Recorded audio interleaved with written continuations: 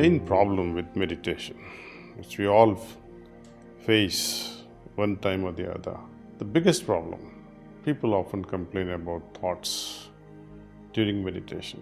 Thoughts are always arising in the mind, and this becomes very noticeable during meditation.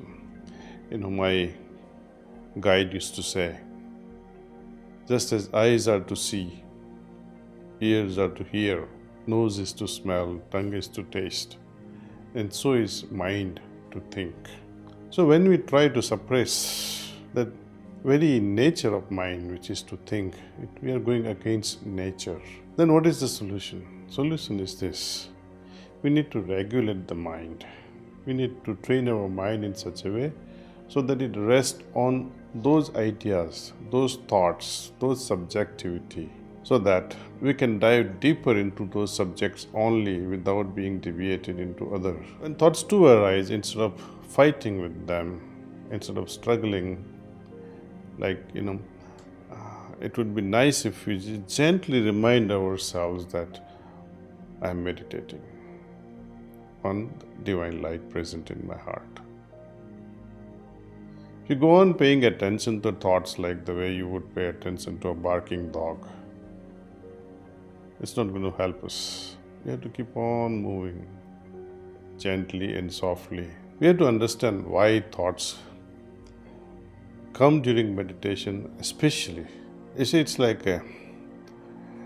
is not that we were not thinking other times or thoughts were not coming during other moments. They are always there. But during meditation, we become cognizant of it.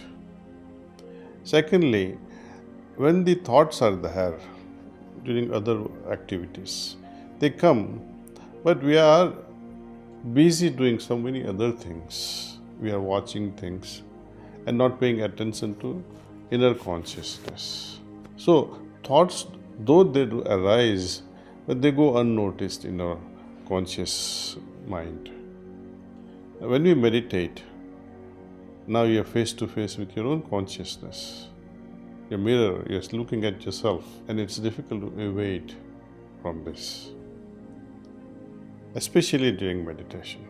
And all kinds of thoughts would come, especially negative thoughts, something that you did wrongly, or something that makes you feel ashamed, sometimes guilty. Very rarely, some noble thoughts may arise. But whatever be the thoughts, good or bad, any distraction, disturbs our meditation. So we have to train the mind so that it becomes an instrument for our evolution. The mind can be our best friend or our worst enemy. Mastering this art of keeping our mind focused on one idea is often a challenge. When these thoughts disturb us too much, when it becomes overwhelming, then at that moment it will be best to take a deep breath and hold your breath for some time and see what happens, and resume your meditation. If then too your thoughts are disturbing, open your eyes for a few seconds and close again gently. See what happens. Or if it is still overwhelming, then take up some nice book, read a passage or two, something that can remind you of divinity, something that reminds you of humanity, something that can remind you of love, compassion, and then resume meditation. Loving attitude, open-mindedness, joyful state, all this make our meditations very fruitful, very effective, very, contentful. If you are angry and try to meditate, see what happens at that time. Immediately after you are angry, try to meditate. Will that meditation be deep?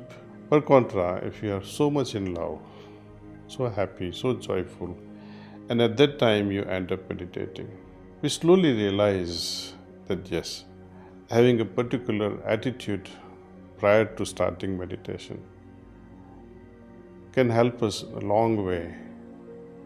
An outcome of meditation, each time we have a different attitude, will be different. So we slowly understand that certain attitudes are good to have, certain attitudes are worth ignoring, worth denying. Most important attitude that comes to mind is this, that my Lord, whatsoever it be, I am here to experience your presence. That's all. This is, I found to be the best attitude.